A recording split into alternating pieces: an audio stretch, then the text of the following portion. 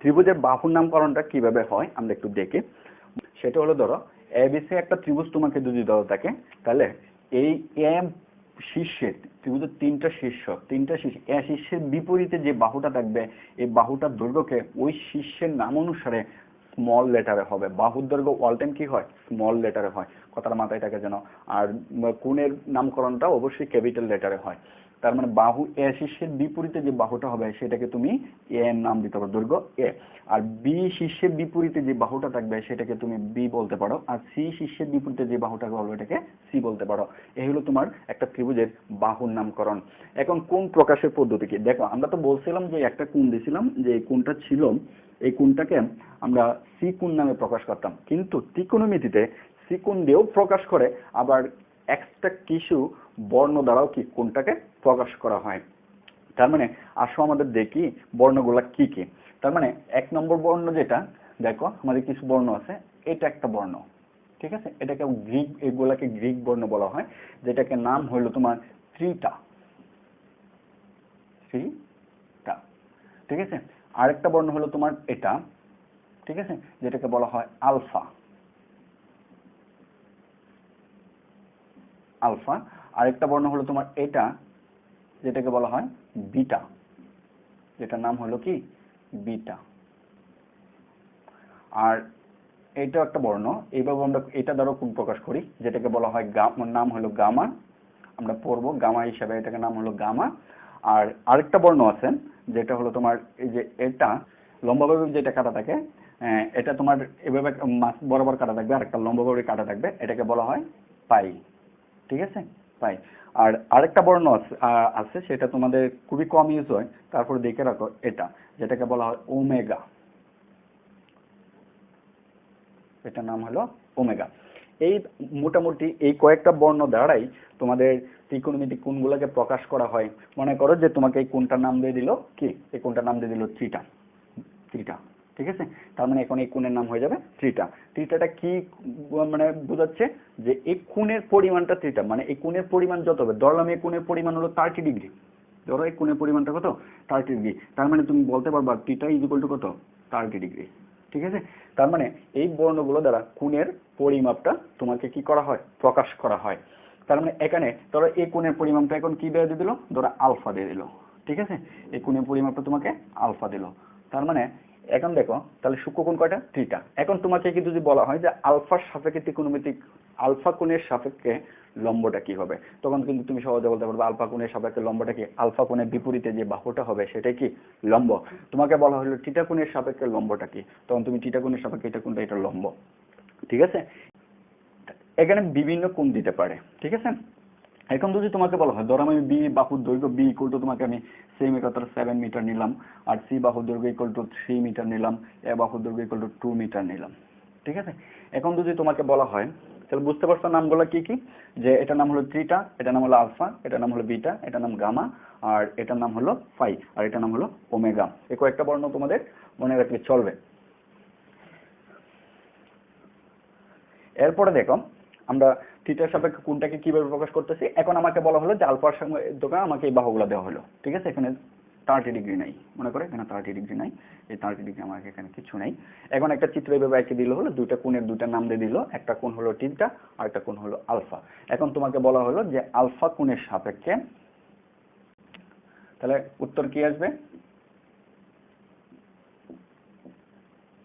তোমাকে বলে দেওয়া হলো যে এরকম একটা চিত্র এঁকে দেওয়া হলো, এরকম একটা দুটা কোণের নাম দিয়ে দিল, বললো আলফা কোণের সাপেক্ষে এবিসি ত্রিভুজের লম্বটা কোনটা, তার মানে লম্ব দৈর্ঘ্য কত, তখন তুমি দেখবা আলফা কোণটা কোথায় আছে। তার মানে আলফা কোণটা হলো আমাদের এই সূক্ষ্মকোণ, আর এই সূক্ষ্মকোণের সাপেক্ষে যে বিপরীত কোণটা দেওয়া থাকবে, সূক্ষ্মকোণের সাপেক্ষে যে বিপরীত বাহু হবে, তার মানে এই সূক্ষ্মকোণের বিপরীত বাহু হলো এটা, তার মানে লম্বের দৈর্ঘ্য আমাদের কত? 2 মিটার। তার মানে আমাদের লম্বের দৈর্ঘ্যটা হলো 2 মিটার।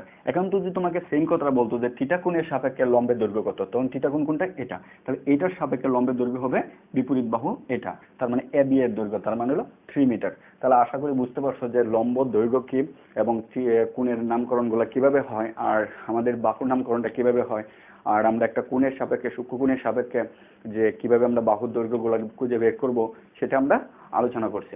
এখন দেখো ত্রিকোণমিতিক অনুপাত আলোচনা। আমরা আলোচনায় অনেক দেখছিলাম যে ত্রিকোণমিতিক অনুপাত, আসলে ত্রিকোণমিতিক অনুপাতগুলা কি আমরা একটু দেখি। তার মানে দেখো আমরা ত্রিকোণমিতিক অনুপাত, ত্রিকোণমিতিতে 6টা অনুপাত আছে। আমরা দেখি 6টা অনুপাত কি। একটা হলো তোমার সাইন অনুপাত, এটাকে বলা হয় সাইন অনুপাত, পড়া হলো তোমার নাম হলো সাইন, ঠিক আছে। আর পরে হলো কোসাইন অনুপাত, কোসাইন, যেটাকে পড়া হলো কোসাইন নামে, কোসাইন, ঠিক আছে। এরপর আরেকটা অনুপাত হলো তোমার ট্যানজেন্ট, যেটাকে পড়া হলো ট্যানজেন্ট, ঠিক আছে। আরেকটা অনুপাত হলো তোমার কোট্যানজেন্ট, যেটাকে পড়া হলো কোটেনজেন্ট, কোটেনজেন্ট।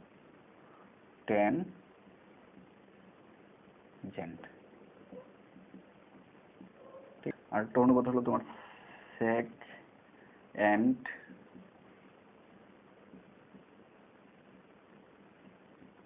সেকেন্ড, আরেকটা হলো কোসেকেন্ড,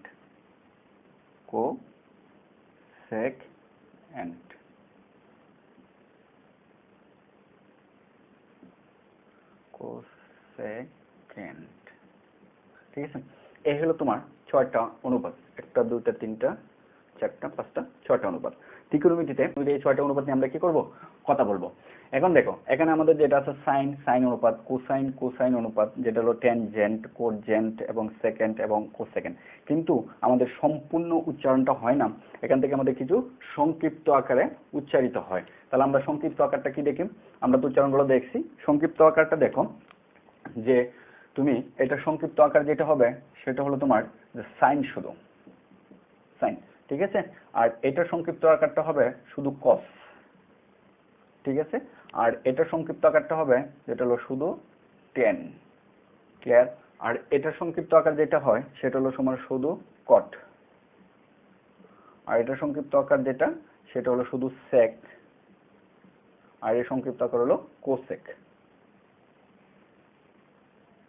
ঠিক আছে। এই হলো আমাদের সংক্ষিপ্ত রূপগুলো।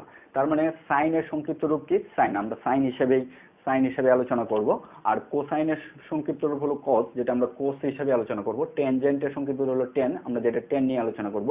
আর কটজেন্টের সংক্ষিপ্ত রূপ হলো কট, যেটা আমরা কট নিয়ে আলোচনা করব। সেকেন্ডের সংক্ষিপ্ত রূপ হলো সেক, শুধু আমরা সেক নিয়েই লিখবো এবং আলোচনা করব। এবং কোসেকের যে সংক্ষিপ্ত রূপ আমরা কোসেক হিসেবেই পড়বো এবং এটাই আমরা কি ব্যবহার করব এবং এইগুলো কি করব, এই সংক্ষিপ্ত রূপগুলোই আমরা ইউজ করব।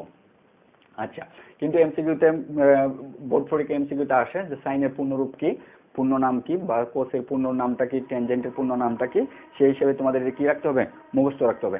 এই ছিল তোমার ত্রিকোণমিতিক অনুপাতগুলা, যা মূল আমরা এখন এই ত্রিকোণমিতিক অনুপাতগুলো নিয়ে আমরা সূক্ষ্ম কোণ আলোচনা করছি, ত্রিকোণমিতিক অনুপাত আলোচনা করছি, সমকোণী ত্রিভুজের বাহু এবং কোণ, বাহু এবং কোণ, এটাও নিয়ে কি করছি, আলোচনা করছি।